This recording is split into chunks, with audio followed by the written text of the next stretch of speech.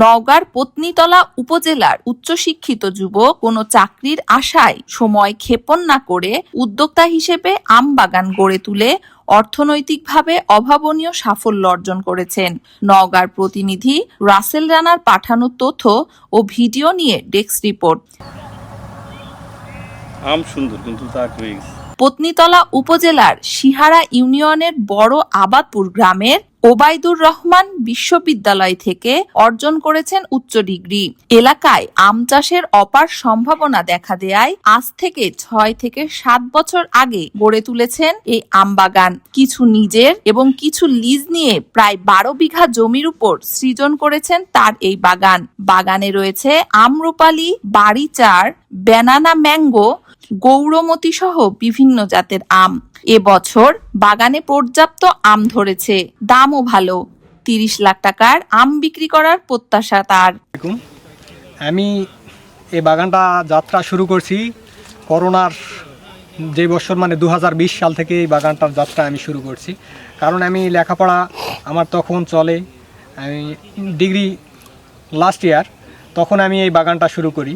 কারণ আমি চিন্তা ভাবনা করছি তখন ডিগ্রি শেষ করার পর অনেক ছেলেপেলেরা বাইরে লেখাপড়া করতে, চাকরি করতে যায় অথবা বিভিন্ন কাজের সন্ধানে যায়।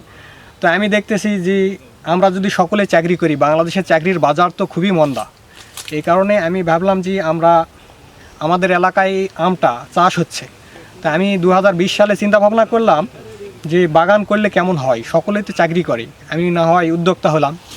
সেই কারণে আমি প্রথমে এই 10 বিঘা জমিতে আমি উদ্যোগ নিলাম যে আসলে আমি বাগান করব। কারণ আমাদের এলাকায় যেহেতু বাগান হচ্ছে, আমি লেখাপড়া শেষ পর্যায়ে, এখন যদি আমি বাগানটা করি তাহলে আমি ভবিষ্যতে কিছু করতে পারবো। সেই কারণে আমি বাগানটা করছি। মা যেমন ছোটো বাচ্চাকে যত্ন করে লালন পালন করে, তেমনই একটা বাগানকেও মানে একবারে ছোটো থেকে একবারে আম ধরা পর্যন্ত একটি বৎসর মানে ছোটো মার মতো এই গাছটিকে আমরা লালন পালন করি। কারণ এই গাছটিতে মানে বিভিন্ন ধরনের পোকামাকড়, বিভিন্ন ধরনের মানে কোন গাছটার কি সমস্যা হচ্ছে, কোন হরমোনের সমস্যা হচ্ছে, মানে কোন সারের ঘাটতি আছে, সবগুলো পরীক্ষা করে আমরা সেই বাগানগুলোকে মানে একটি বৎসর পর এই ফলগুলো আসে আমাদের বাগানে। তো এই বাগানে যখন ফল আসে আমরা সবসময় চিন্তায় থাকি বাগানিরা। সরকার আসলে যদি আমাদেরকে একটু উৎসাহিত করতেন, আমাদের মতো যে উদ্যোক্তারা আছে তাদেরকে যদি উৎসাহিত করতেন, আমাদের এলাকায় যেহেতু আম চাষ হয়, আমাদের এলাকায় যদি সরকার যদি একটা ব্যবস্থা নিতেন, মানে স্টোর করার জন্য, যেমন আলুর স্টোর আছে, এরকম স্টোর করার জন্য যদি সরকার যদি পরিকল্পনা নিত তাহলে আমরা অনেক উপকৃত হতাম। কারণ আমরা যে সময় আমটা পাকতে শুরু করে তখন তো আকাশের খুব তাপ, সে তাপের কারণে আমগুলো পাকতে শুরু করে। আর যখন আমগুলো পেকে যায় তখন আমরা কিন্তু গাছে ধরে রাখতে পারি না। এই গাছে ধরে রাখতে না পারার কারণে আমরা আমগুলো সবগুলো বাজারে, সব বাগানিরা বা আম বাজারে নিয়ে যায়। যখন সব বাগানিরা বাজারে আম নিয়ে যায় তখন বাজারে আমের দাম কমে যায়। কিন্তু আমরা বাগানিরা কম পাচ্ছি, কিন্তু কাস্টমাররা যাদের কাছ থেকে আমটা কিনে নিচ্ছে তারা কিন্তু বেশি দামে আমটা কিনতে হচ্ছে। কারণ সাধারণ মানুষ যারা, তারা কিন্তু কম দামে কিনতে পারছে না। কারণ এই পাইকারেরা এখান থেকে আমরা নিয়ে গেলাম, নিয়ে যাই পাইকার আড়তদারকে দিলাম, আড়তদাররা পাইকারদেরকে দিল, পাইকাররা ফের আবার আড়তে নিয়ে গেল, ওখান থেকে বিভিন্ন ধরনের ব্যবসায়ীদের কাছে এটা বিক্রি করলো করে। এরকমভাবে তারা বিভিন্ন স্তরে তারা লাভ করে। কিন্তু আমরা যে আসলে সাধারণ যারা বাগানি, তারা কিন্তু আসলে বাগানে লাভ করতে পারি না। মানে যে পরিমাণ খরচ সেই অনুযায়ী আমরা লাভ করতে মানে খুবই কষ্ট হয় আমাদের। কারণ এটা তো হচ্ছে যে একবার ঝড়, এই বৎসরই প্রচুর পরিমাণে ঝড়। কিন্তু আমাদের এই বৎসর মোটামুটি মাশাআল্লাহ, ঝড়ের পরও মোটামুটি মাশাআল্লাহ ফলন ভালো আছে।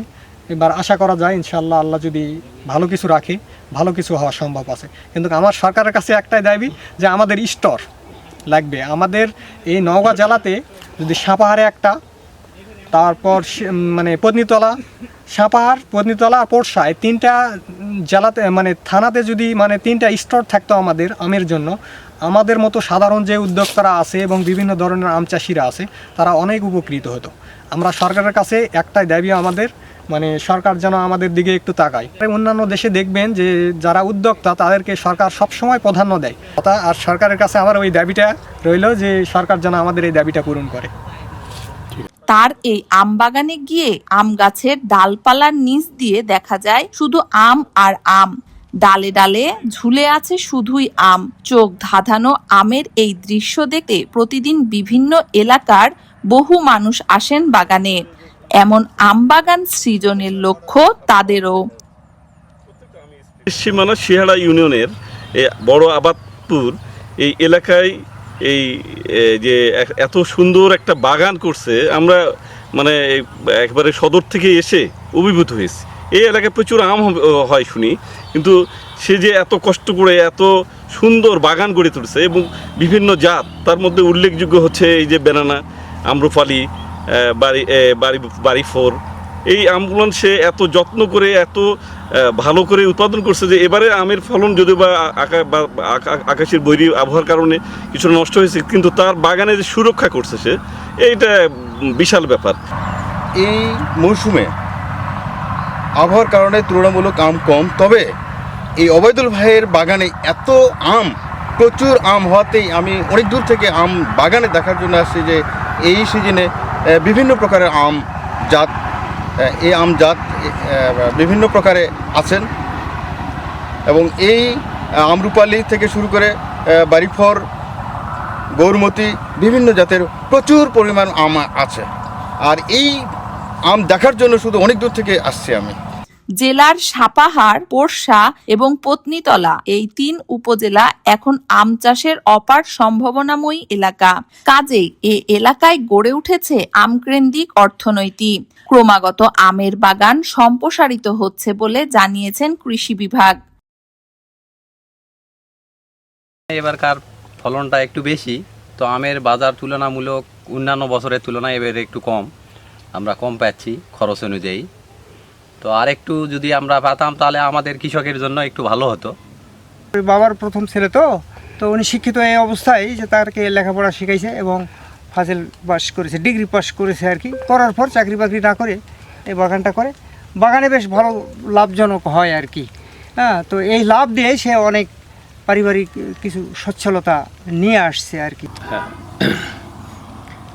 আমরা ওবায়দুলের আম বাগানে এসেছি, আম দেখার জন্য পতিতলা থেকে আসছি আমরা। তো শুনেছি আগে যে এই এলাকাতে প্রচুর আম হয়, কিন্তু ওবায়দুল ভাইয়ের বাগান বেশ সুন্দর এবং খুব আম হয়েছে এখানে। এই জন্যই দেখতে আসলাম। এসে দেখি রূপালি 10, গৌরমতি, বাড়িফোর, হ্যাঁ, ব্যানানা ম্যাঙ্গো, বিভিন্ন জাতের আম আমরা দেখলাম, দেখে অভিভূত হলাম। নওগাঁ, আমরা সাধারণত নওগাঁকে আমের রাজধানী হিসাবে সারা দেশে পরিচিত করতে পেরেছি। নওগাঁর আমের আলাদা একটা বৈশিষ্ট্য আছে, অতি সুস্বাদু এবং সেই সাথে মানুষের কাছে একটা গ্রহণযোগ্যতা তৈরি হয়েছে। এই বছর আমাদের নওগাঁ জেলায় 30,310 হেক্টর জমিতে আমাদের এবার আমের উৎপাদন হয়েছে। এখন পর্যন্ত আমের ফলন ভালো এবং কৃষকরা বাজারও ভালো পাচ্ছে। তো আমরা আশা করছি যে প্রায় আমরা 4,21,000 মেট্রিক টনের মতন আমরা এবার আমের ফলন পেতে পারি এবং সেখান থেকে প্রায় 3,000 কোটি টাকার মতন আমরা আম হয়তো সারা দেশে আমরা ট্রানজিশন হবে আমাদের 3,000 কোটি। কৃষকরা এই 3,000 কোটি টাকার আম বিক্রি করতে পারবে এবং সেই সাথে আমরা আরও বেশি উদ্যোগ নিচ্ছি যে কৃষকরা যেন আরও ভালো আম উৎপাদন করতে পারে উত্তম কৃষি চর্চার মাধ্যমে। এবং আমরা কৃষি সম্প্রসারণ অধিদপ্তর কৃষকদেরকে উদ্বুদ্ধ করছি এবং বিভিন্ন ধরনের পরামর্শ দিচ্ছি যাতে এই আমগুলা যেন আমরা দেশের মার্কেটের বাইরেও আমরা বিদেশের মার্কেটে আমরা রপ্তানি করতে পারি। সেক্ষেত্রে এবছর আমাদের লক্ষ্যমাত্রা রয়েছে প্রায় 1100 মেট্রিক টন আম এবং আমরা আশা করছি এখন পর্যন্ত প্রায় 53 মেট্রিক টন আম আমাদের ইউরোপের 4টা দেশে আমাদের এখন পর্যন্ত গিয়েছে এবং আশা করছি যে আমাদের যে লক্ষ্যমাত্রা আছে আমরা সেটা অর্জন করতে পারবো। নওগাঁ জেলায় এবার 3,000 কোটি টাকার আম চাষিরা আম বিক্রয় করবেন বলে আশা কৃষি সম্প্রসারণ অধিদপ্তরের। স্প্রে করলে আরো পরিষ্কার হবে।